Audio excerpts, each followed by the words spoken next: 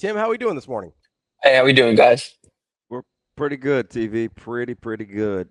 What eh, have you kind of I'm curious to see what you think the tenor is.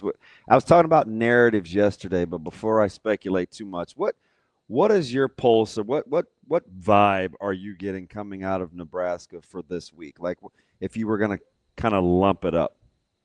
Yeah, I think it's a lot of just kind of it's very business. It's a lot of, I think there was some talk in September, coming out of the Cincinnati game and building that confidence. And now it's like, okay, you got punched in the mouth. You saw what it looks like. Let's go show someone else what it looks like now that, we've seen it. Because, I think this staff recognizes that, this Michigan State team is not the Michigan team they faced 2 weeks ago. They have some advantages they didn't have against Michigan. And, there's obviously going to be conditions that affect tomorrow's game, but I think they're pretty confident in the plan. I think there's a quiet confidence I think emanating from the program right now. Mm. Tim, as you look back at that Michigan game, I think a lot of people are worried about seeing another mobile quarterback, another guy that can make some plays with his legs. I would even argue that Childs is maybe a little bit more dynamic with his legs at this point in his career than Underwood is. Oh yeah. As you kind of look at this matchup, where do you think that's going to give Nebraska problems versus, hey, some of the other personnel maybe not be up to par to what Michigan was, so Nebraska may or may not struggle with it in the same way? Yeah, I actually think so. I think Aiden and this Michigan State offense is actually like the threat of his legs is what I think people were worried about with Bryce versus what actually happened with Michigan, where it was Bryce's legs and his ability to kind of move around behind the line of scrimmage and extend plays that could create opportunities downfield. I actually think that's a bigger concern with Childs than it is with Underwood, just because of my belief in the receivers at Michigan State. I think both Amari Kelly and Nick Marsh can win one-on-one matchups. I think Nick Marsh in particular is one of the better receivers Nebraska is going to see this season. I mean, they call him Baby Megatron coming out of high school, for a reason. Like he's big, he's physical, he can go up and get it, and he can create after the catch. And Michigan State does a really good job of these kind of like sluggo or like I would even say just like kind of double move concepts where they're like it allows Childs to kind of break out of the pocket or kind of run or kind of extend plays and still have options downfield. And so that's what I'm really worried about. I really think Childs is a runner in the open field. He's not the power runner that Sorsby is. He doesn't have maybe the top end speed and size combination that Underwood does. I really think Nebraska's going to have a better luck like wrangling this guy in space and eliminating explosive runs. But it's what he's able to do in terms of extending plays and running around behind the line of scrimmage and creating when things break down that I'm more worried about this week. So I like Marsh. Obviously, I think he's a 2-day guy. When the draft comes around, probably. Kelly is the smaller speed demon. When you look at extending plays and things like that, where does Michigan's handoff run game fall in line for concerns as it relates to the off script stuff that Michigan State is capable of? Oh, no, you're talking Michigan State's handoff game, correct? Yes. Yeah.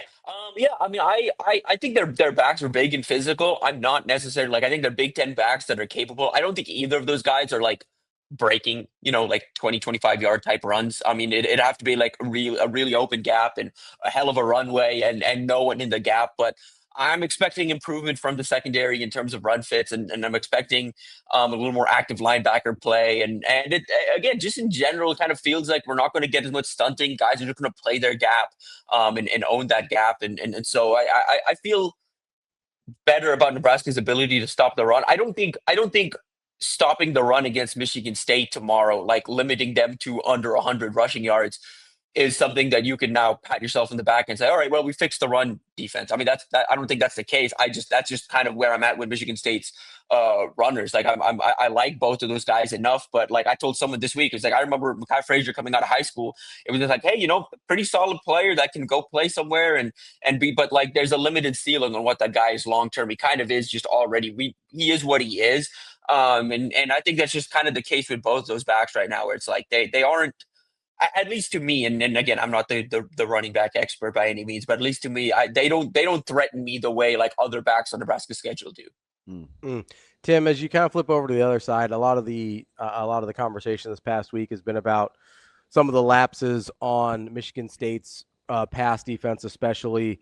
If you're Nebraska, how do you kind of sit there and go, okay, we think our best player is 15. We think some of our best unit is our wide receivers and tight ends.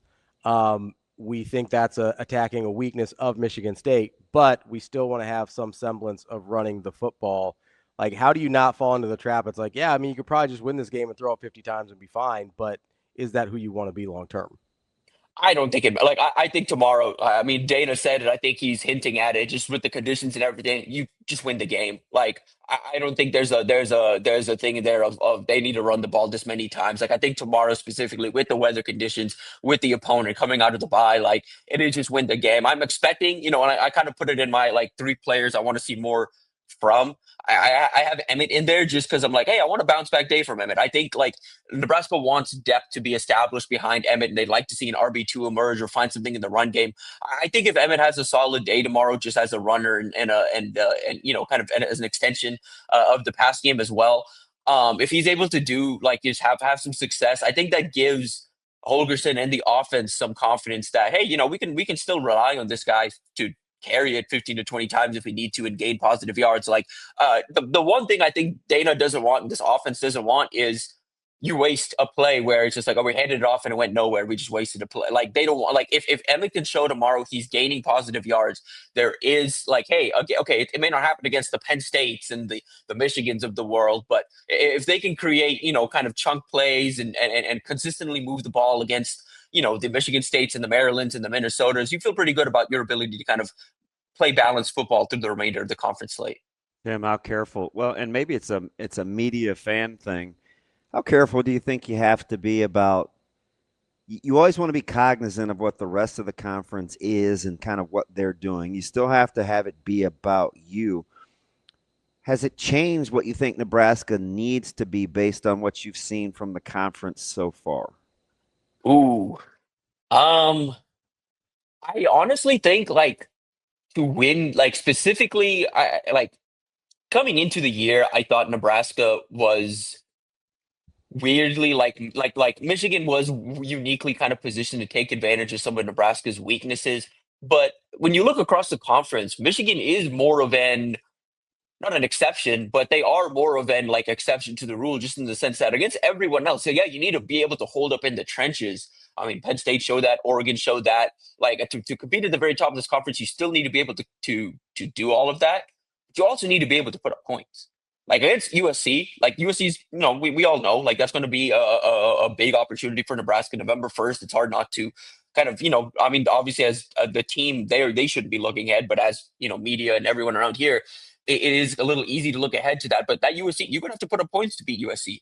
You're going to have to put up points to, somehow go into Happy Valley and come out with a win or even play competitive. You're going to have to put up points. And so I think that's the biggest thing I've learned is, however, and I think that's why, again, like Dana said, what he said is like, hey, it's not necessarily about wanting to run the ball more and being a true 50-50 offense. Is we got to win the game. Like, and that is what it is. Like, I think as a staff, they recognize whatever it takes to win the game in this conference, the way they play too, like you have the opportunity to create some one-on-one matchups in the pass game where it's like, oh, this is not necessarily the run game, but with Dylan at quarterback and these sure-handed receivers, it's essentially a handoff. I mean, it's not, but you know what I mean.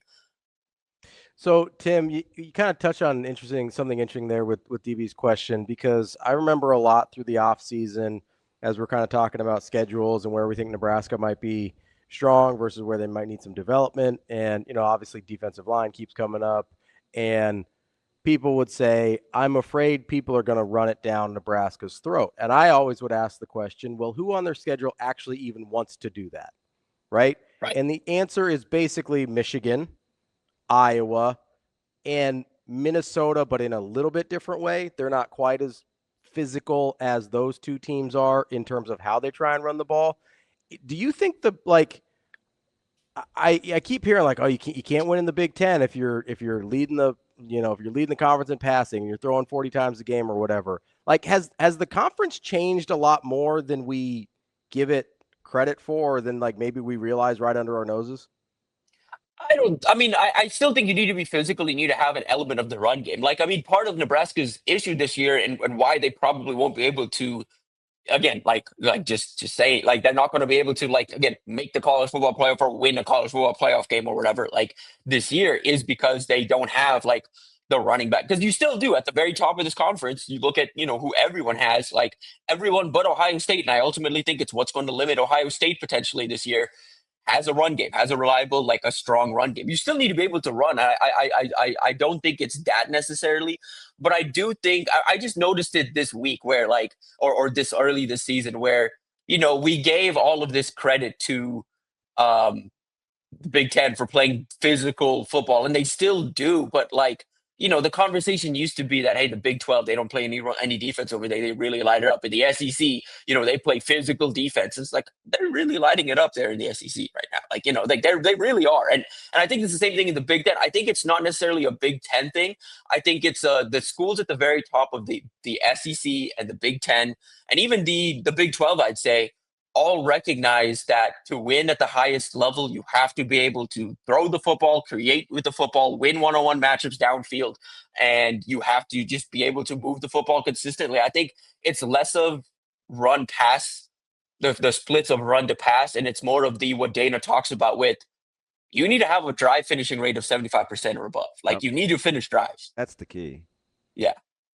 So let me flip over here just for a sec because how far down the list, and this is relative to kind of the outlook, when you're talking about key players or the best players overall for Nebraska, do you go before you get to defense? Because I hearken back to you're going to have to be able to score some points. I look at Ohio State for as explosive as they are outside the numbers and how good Sand may end up or not being.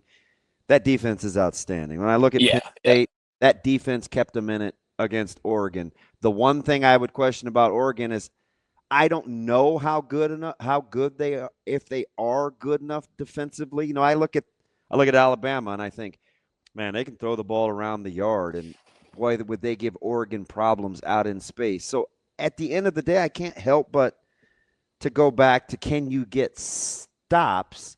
How far down the line are we getting to Nebraska before you get to a guy or guys that make you think Nebraska will eventually have to get stops?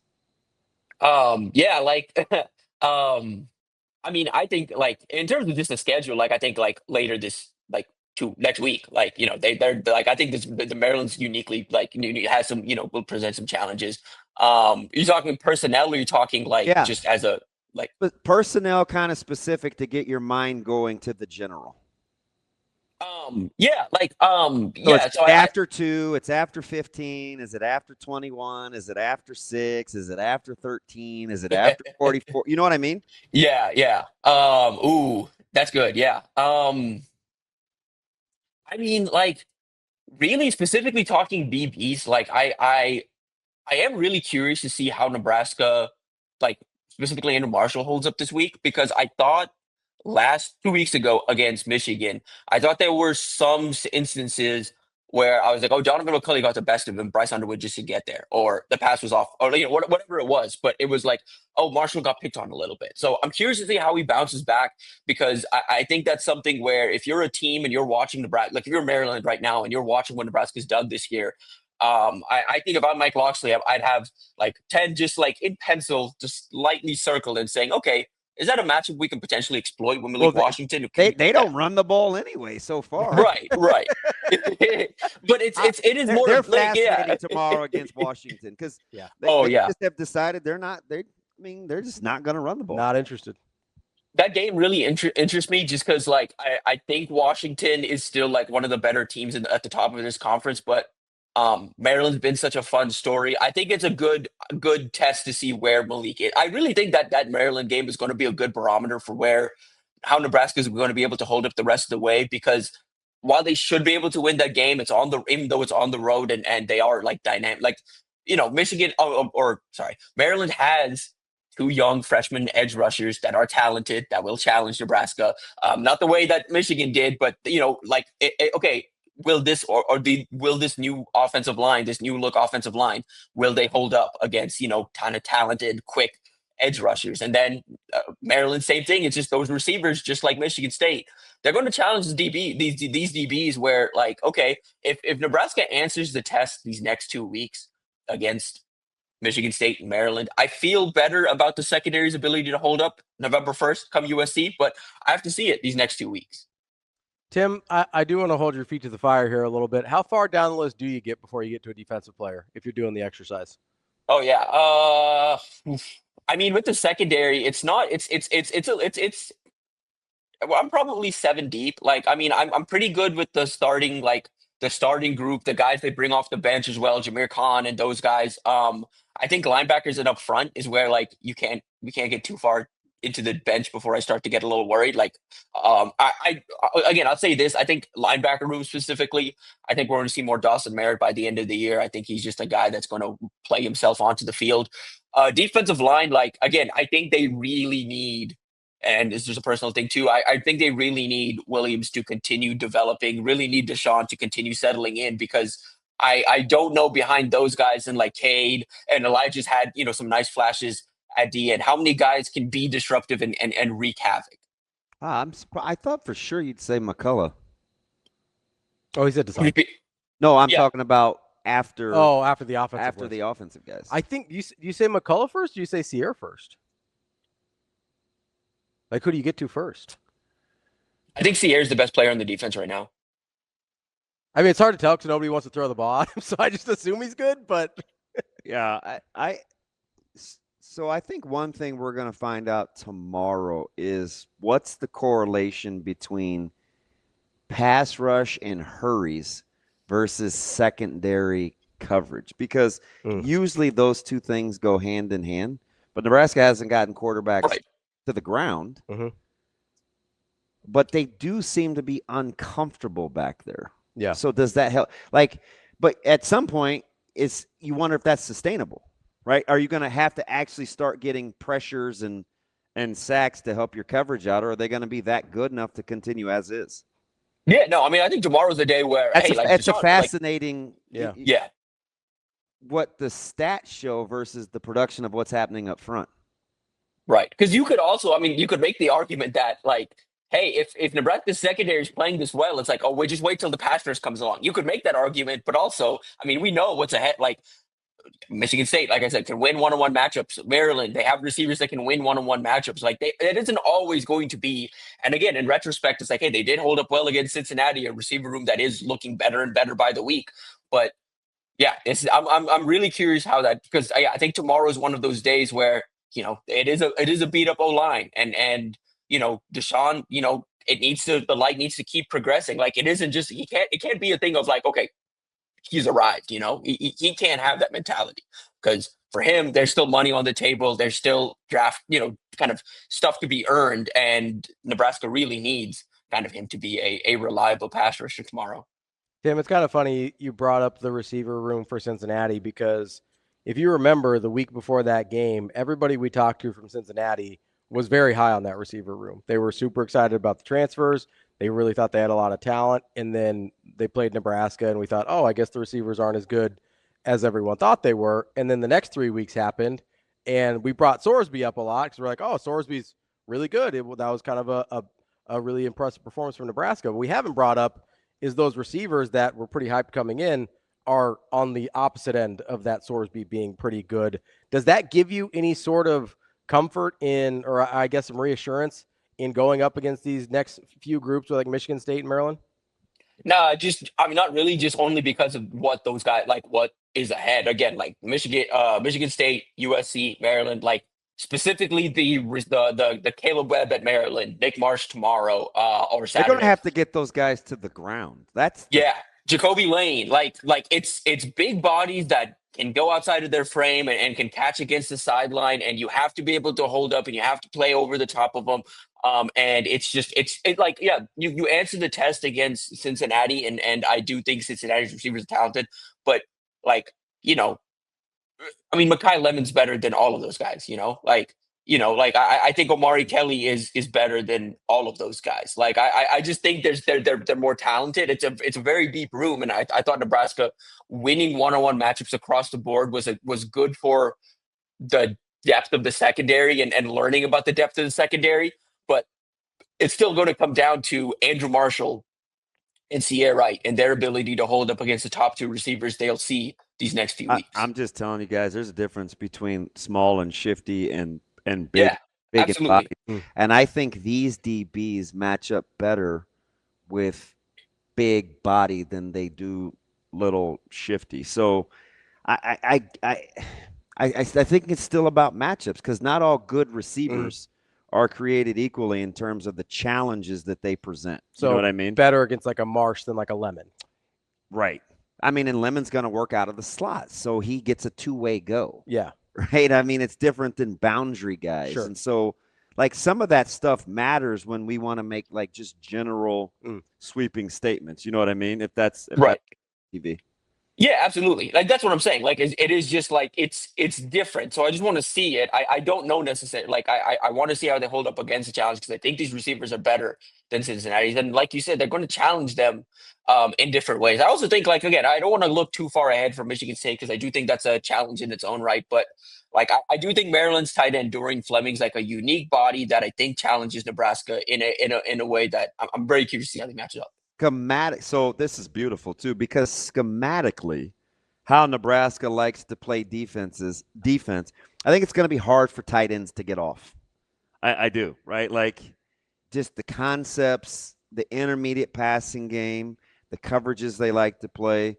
Because I thought Michigan's tight ends may have more of it. It just boils down to how Nebraska wants to play. Now they are susceptible in some spots, but I don't know if tight end is one of them. I have to be careful because the season is long, but I look at what happened with Royer. I look at what happened with Michigan. I'm not – some defenses, you see it where tight ends are just – kind of kryptonite, and sometimes they're – yeah, and sometimes they're not. I kind of like Nebraska's intermediate pass defense so far. I think it's been something – that will be something to keep an eye on. Yes. Because I think you know what I'm getting at scheme-wise. They're just built to take away some things. Yeah, absolutely. They've done quite a good job with Joe Royer, Marlon Klein. Again, I think the world of Marlon Klein. Klein's a stud. Yeah, Klein's good. Yeah. I mean, that dude is legit for Michigan, and Royer's a draft pick too. So I'm just curious to see if that trend can keep up with how they match up. For sure. Tim, I know huge weekend recruiting wise last time against Michigan. Another pretty good group coming against Michigan State, right? Yeah. It's going to be interesting. Like, it's a smaller group, but you get a 26 guy that's committed elsewhere. Really trying to kind of put the finishing touches on the class, and then you look to 27. Good group of guys there as well. An opportunity to make a move with some of your tight end targets. Good opportunity on the defensive side of the ball, and then 28. They get the number 1 and 2 safety in the country. So credit Addison Williams building relationships in Georgia, getting out there and getting 2 of the more talented DBs in the 2028 cycle on campus. So yeah, big opportunity. I think the one again like to look at is Josiah Teasley, Virginia wide receiver commit. Nebraska recently offered on Monday, he visited Penn State over the weekend, so it's a couple Big Ten programs after him, Syracuse as well, Vanderbilt in the mix too. And he's kind of moving quick. Like he committed to Virginia in the summer, went to Penn State last weekend. Penn State's had him on campus a couple of times. They're trying to get aggressive and make this flip happen sooner rather than later. And so I think it's a big deal. Nebraska's getting him in town. Oh shit. It's an unofficial visit, but it's a visit where they'll have kind of the opportunity to kind of roll out the red carpet the best they can on an unofficial, and potentially try and earn a return visit or just kind of show that they kind of deserve to be in the conversation. I do think as a pass offense right now, and with the quarterbacks they have, like Trey's going to be in town, Dayton's expected, like with having the quarterbacks and having the kind of the pass game functional and kind of moving, I think that resonates with guys, especially when you look at what Nebraska is and has been offensively this year compared to, I think Penn State's in a bit of identity crisis offensively. I feel like I don't think I'm speaking out of turn when I say that. Hey, let me ask you something, TV, to get you out of here on this. Pierre, South Dakota's been good to Nebraska. I like Terwilliger. I know Hudson gets a lot of the headlines, and rightfully so. Where do you think Nebraska sits with Coop between Iowa State and what ultimately boil down to Nebraska, Iowa State, and maybe Iowa? I get Michigan Yeah. too, but it seems like he likes the Cyclones.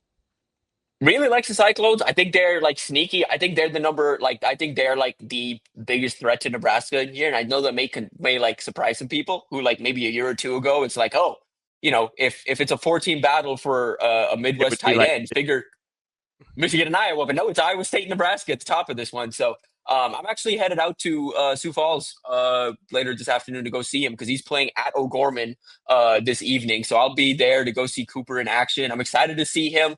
And again, just to give some to the talent, like explosive, bouncy, kind of like three sport athlete who can play in line. I think you look at him and I watch a lot of him and I'm like, oh man, there's like Carter here, but imagine if Carter played in line, like for 3 years in high school. Like it is just kind of like he's a good athlete, and really fun. And Nebraska would love to pair Cooper and Ahmad together. They've pitched both those guys on playing together. It's not a one or the other type situation. Trey really likes Cooper. Trey really likes Ahmad, of course, and so they're really trying to get this done this season. We'll see if Nebraska gets over the top. I do think Iowa State is a bigger threat here than people realize, just because of what they've been able to do at the tight end position, specifically with Ben Brahmer. What that kind of what that program is, his comfort in Ames. But at the same time, I think Nebraska's done a really good job. He's camped here a bunch. He's been to Nebraska more than any other school. That relationship with Trey Taylor's steadily developing. Ultimately, it comes down to, do you want to be kind of the featured tight end in an Iowa State type offense, or do you want to be a kind of a weapon in a Nebraska offense where they're going to be working to pair you up with another kind of big frame tight end. TV, real quick before I let you go, remembered this one. How concerned should Nebraska fans be about Michigan coming in on Danny Odom? Oh yeah, concerned. I think there's a healthy level of concern there. I like Clemson was a school I was worried about going into the year, and then Clemson having the struggles that they have kind of taken them out of this mix. Just in my opinion. So really the biggest threats now are Ohio State and Michigan, and even Ohio State, they've gone by, they've done their due diligence, they had a shot at him, and he's still committed to Nebraska over Ohio State. Michigan is a bit different just because there's opportunity in that secondary. They're playing young guys, and they're developing young guys. That DB coach there, Lamar Brown or Morgan, does a good job, or Lamar Morgan does a good job of building relationships. And Michigan's been in this recruitment longer than people realize. They lost a corner commit in July, like a week after Danny committed to Nebraska, and so they started checking in from that point on, and they've been in touch. They went to visit him a couple of weeks ago, and the expectation is he's going to visit Michigan at some point this year. Both Nebraska and Michigan are trying to get him in town. He's yet to visit Nebraska this year. He was quietly at Penn State last weekend for the whiteout game. I continue to be told that Penn State's not a real threat here. He's going to do, he's back in Farrell. It's where he's from. He's from Pennsylvania, with Devin Jackson. They both just popped through, but they're both happily committed to Nebraska and Oregon, respectively. What I've been told is Odom left Pennsylvania for a reason. He's not going back to Pennsylvania. So Michigan's really the school I'm most worried about. And after that, we'll see, because I still think there's an opportunity with the season he's having, with the development he's made, and just the fact that he is Nebraska's top commit, and they kind of look at Nebraska as, kind of a school, just because Nebraska has a relatively poor recruiting, quote unquote, poor recruiting class. They see it as an opportunity, a class that can get poached, but I mean, Nebraska's making Odom feel comfortable. They've built a really strong relationship, and they, from an NIL standpoint, they're making sure he's well taken care of. That's our guy, Tim Verghese, Inside Nebraska. Tim, appreciate the time as always. We'll talk to you next week. Yes, sir. Appreciate you guys. See you tomorrow.